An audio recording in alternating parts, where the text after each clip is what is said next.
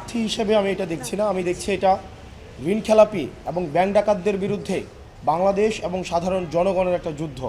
আমি এই যুদ্ধটা শুরু করেছি এবং এটার মধ্য দিয়ে পুরো বাংলাদেশ এটা বার্তা পেয়েছে, যদি আপনি ন্যায়ের পথে থাকেন, আপনি আইনের পথে থাকেন, ব্যাংক ডাকাত এবং ঋণ খেলাপিরা যতই শক্তিশালী হোক না কেন, দিন শেষে বাংলাদেশ এবং জনগণের বিজয় হবে।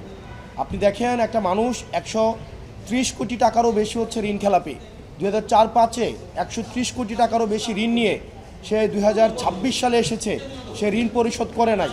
সে বারবার আপনার হাইকোর্টকে ব্যবহার করে নির্বাচনী বৈতরণী পার হওয়ার চেষ্টা করে।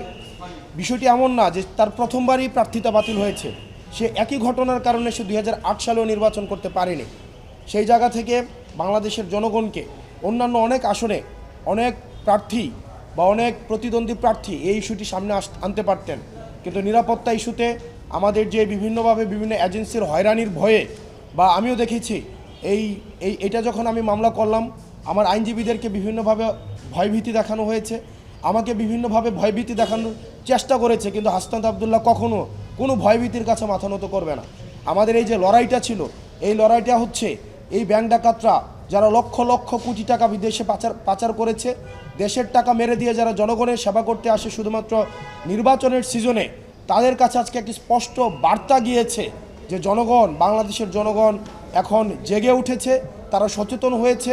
ঋণ খেলাপিরা যতই শক্তিশালী হোক না কেন, তারা আর পার পেতে পারবে না। ইনশাআল্লাহ আমরা বিশ্বাস করি 12 তারিখে জনগণের ভোটে নির্বাচিত হয়ে আমরা ঋণ খেলাপিদের জন্য পরবর্তী বাংলাদেশ জাহান্নাম বানিয়ে দেব।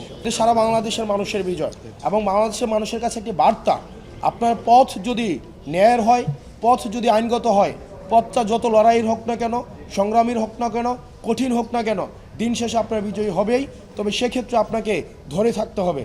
আর আপনারা আমার ওই আসনে আরও 4 জন প্রার্থী রয়েছে এবং আপনি দেখেন, এটা খুব সহজ একটা প্রক্রিয়া।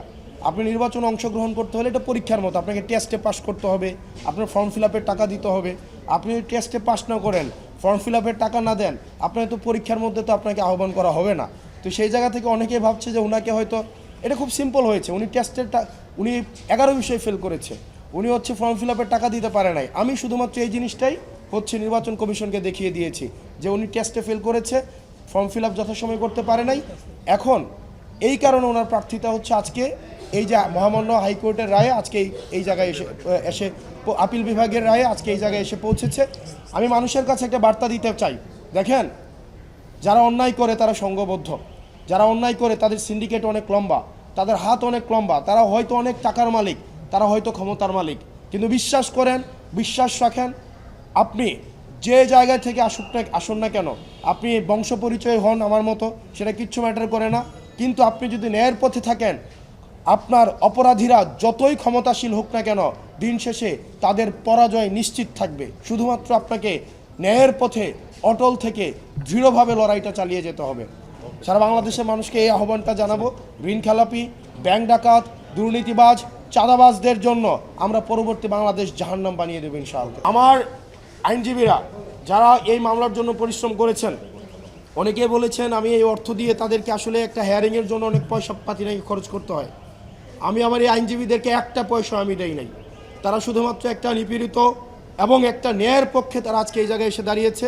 বাংলাদেশে এই আইনজীবীরা যারা এই মামলার পক্ষে ছিল, যারাই ছিলেন, তারা একজনও একটা পয়সা আমাদের কাছ থেকে নেননি। তারা শুধুমাত্র মজলুমের পক্ষে হয়ে জালিমের বিরুদ্ধে তারা লড়াই করে গিয়েছেন বিবেকের তাড়নায়।